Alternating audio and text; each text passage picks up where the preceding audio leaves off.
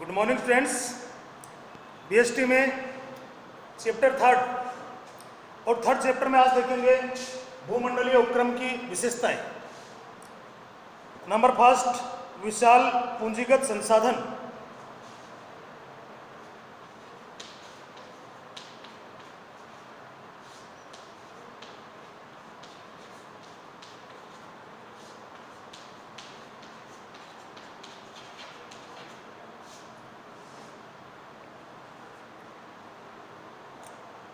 इन उपक्रमों की पहली विशेषता यह है कि इनके पास भारी मात्रा में पूंजी होती है तथा ये विभिन्न स्रोतों से वित्त जुटा सकते हैं।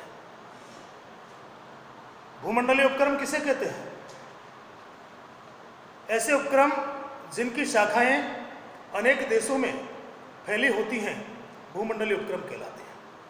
इनके पास विशाल मात्रा में पूंजीगत संसाधन होते हैं और ये अन्य वित्तीय स्रोतों से भी पूंजी जुटाने में सक्षम होते हैं।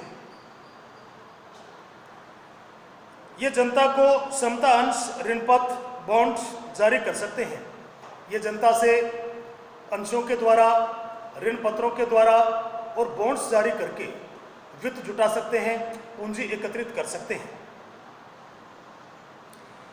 वित्तीय संस्थानों और अंतर्राष्ट्रीय बैंकों से ऋण लेने की स्थिति में भी होते हैं। क्योंकि ये विशाल उपक्रम होते हैं, आकार बहुत बड़ा होता है, कई इनकी ब्रांचेस अलग अलग देशों में होती हैं, इसलिए अंतर्राष्ट्रीय बैंक भी इनको ऋण देने के लिए तैयार रहते हैं। मेजबान देश के निवेशक और बैंक उनमें निवेश करना चाहते हैं। जिस देश में इनकी शाखाएं होती हैं उस देश की पब्लिक, निवेशक और वहाँ के बैंक भी ऐसे उपक्रम में इन्वेस्ट करना चाहते हैं। अपनी वित्तीय शक्ति के कारण ये हर परिस्थिति में सुरक्षित रहते हैं, क्योंकि इनके पास पूंजी के संसाधन बहुत ज़्यादा होते हैं। इसलिए परिस्थितियां चाहे कितनी भी खराब हो जाए, फिर भी ये अपने आप को सुरक्षित महसूस करते हैं। तो इनके पास विशाल पूंजी के संसाधन होते हैं। दूसरा देखिए, विदेशी सहयोग।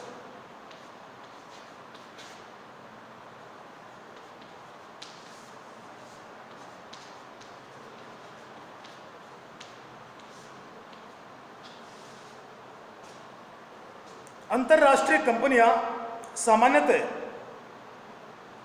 तकनीकी के विक्रय, अंतिम उत्पादों के लिए ब्रांड के नाम का उपयोग तथा उत्पादन करने के लिए भारतीय कंपनियों से करार कर लेती हैं। बहुराष्ट्रीय कंपनियां जनरली अपने उत्पादों को विक्रय करने के लिए, अपने तैयार माल को बेचने के लिए भारतीय कंपनियों से करार कर लेती हैं। करार क्या होता है? समझौता। माल दूसरी कंपनी का होता है, ब्रांड का नाम उन कंपनियों का होता है और बेचने का काम कौन करती हैं? भारतीय कंपनी। ये बहुराष्ट्रीय कंपनियां सार्वजनिक क्षेत्र और निजी क्षेत्र की कंपनियों के साथ सहयोग कर सकती हैं। इनके साथ करार में अक्सर प्रतिबंधित वाक्यांश होते हैं। जो भी करार किया जाता है, समझौता किया जाता है, उनमें कुछ प्रतिबंधित वाक्य लिखे जाते हैं कि ऐसा नहीं किया जा सकता है,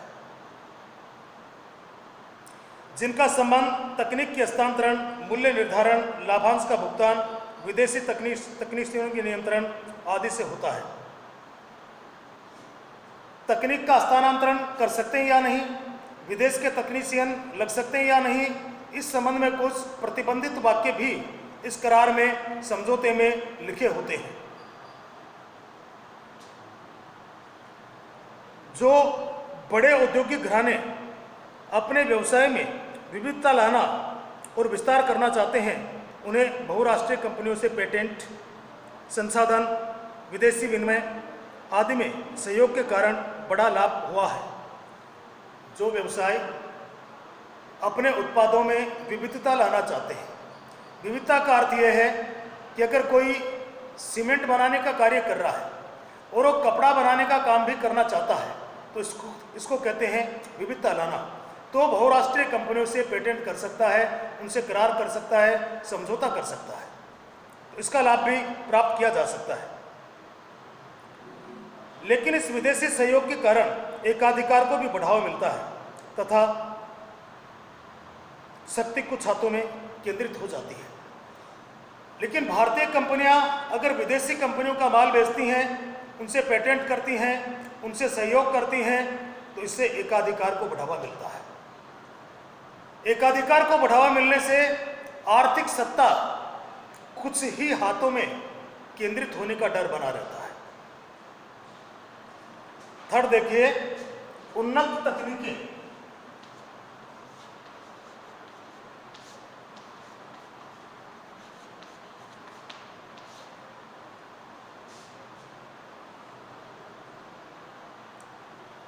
इन व्यावसायिक इकाइयों के पास उत्पादन की श्रेष्ठ तकनीक होती है, क्योंकि पूंजी के संसाधन अधिक होते हैं, इसलिए जो श्रेष्ठ तकनीक होती है उत्पादन की, उस तकनीक को ये इकाइयां अपनाती हैं।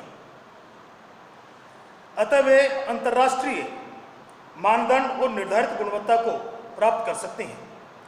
इसमें उस देश का भी औद्योगिकरण विकास होता है जिसमें व्यवसाय करते हैं, क्योंकि ये स्थानीय संसाधनों का और कच्चे माल का श्रेष्ठतम उपयोग कर सकते हैं। जिस देश में जाकर ये उपक्रम अपना व्यवसाय करते हैं, उस देश को भी तकनीक के लाभ के साथ साथ अन्य लाभ भी प्राप्त होते हैं, क्योंकि ये इकाइयां उस देश के संसाधनों का, उस देश के कच्चे माल का उपयोग करती हैं।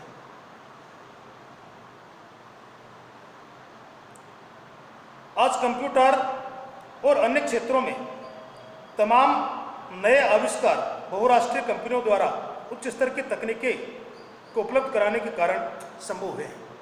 आज जितने भी नई तकनीक हमारे को देखने को मिलती है, नए उत्पाद हमारे को देखने को मिलते हैं, वो सब बहुराष्ट्रीय कंपनियों की देन है। जितने भी उच्च तकनीक के उत्पाद हम उपयोग में लेते हैं, वो सब बहुराष्ट्रीय कंपनियों की देन है। नेक्स्ट देखिए, उत्पाद में नवीनता।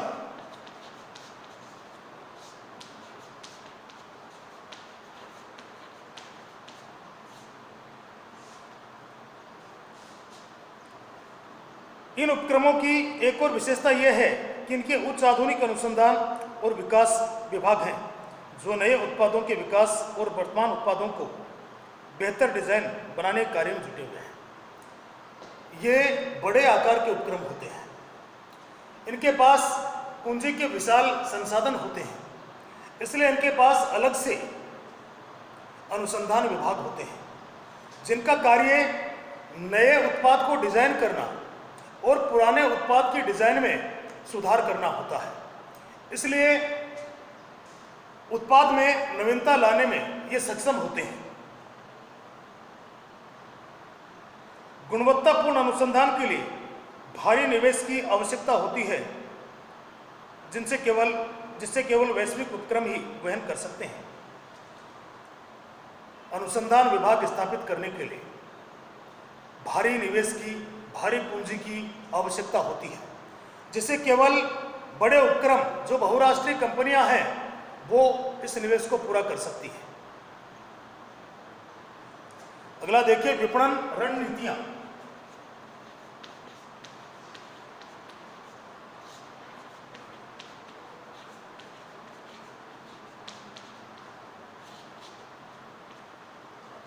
विपणन क्या होता है? किसी भी वस्तु के उत्पादन के पहले से लेकर वस्तु के बिक्री के बाद तक की जितनी भी सेवाएं हैं, जितने भी बीच में काम हो रहे हैं, वो सब विपणन में गिने जाते हैं।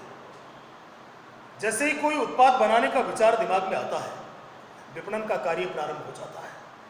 और कब तक चलता है? वस्तु की बिक्री के बाद तक। इसमें जितने भी काम होते हैं, कौन कौन से काम होते हैं? उत्पाद तैयार होता है, डिजाइन किया जाता है, उसकी पैकिंग की जाती है, उसका वितरण किया जाता है, विज्ञापन किया जाता है, वस्तु को बेचा जाता है, बेचने के बाद में भी गारंटी वारंटी की सेवाएं उस पर दी जाती हैं। ये तमाम जो क्रियाएं हैं, ये सारी विपणन क्रियाएं कहलाती हैं। तो इनकी जो विपणन रणनीतियां होती हैं वो प्रभावी होती हैं। इनकी विपणन की रणनीतियां अन्य कंपनियों की रणनीतियों की तुलना में अधिक प्रभावी होती हैं। थोड़ी अवधि में अपनी बिक्री को बढ़ाने के लिए ये आक्रामक विपणन रणनीति को अपनाते हैं।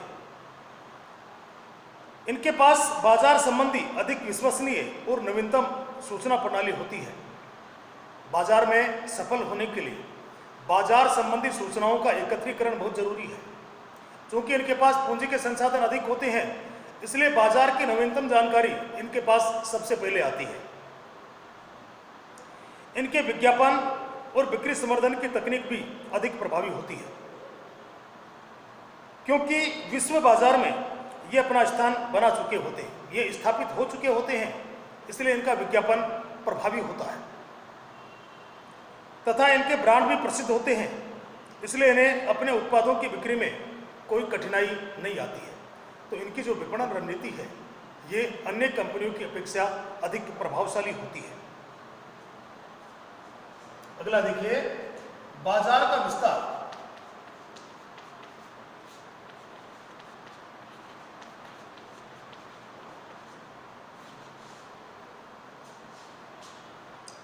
इनकी व्यावसायिक क्रियाएं इनके अपने देश की भौतिक सीमाओं के पार होती हैं।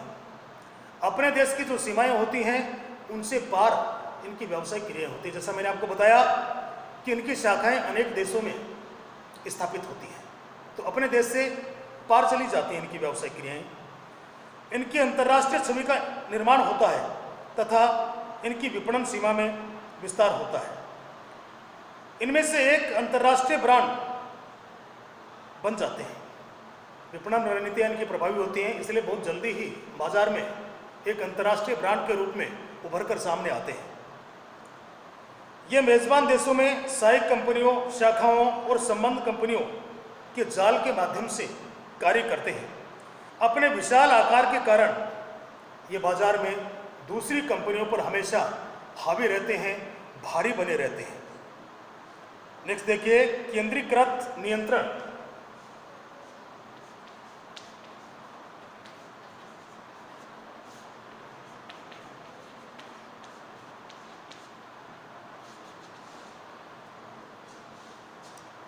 इनका मुख्यालय अपने देश में होता है।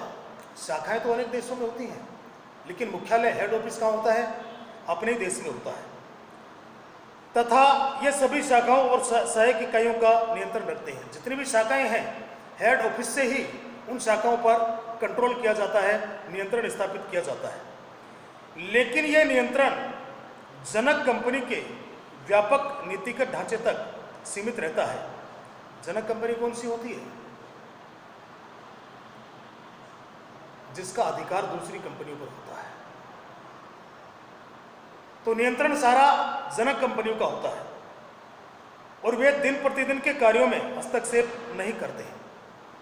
दूसरी जो कंपनियां हैं, सहायक कंपनियां हैं, विदेशों में शाखाएं हैं, उनके दिन प्रतिदिन के कार्यों में ये हस्तक्षेप नहीं करते हैं, लेकिन इनका नियंत्रण हेड ऑफिस से, अपने देश से किया जाता है।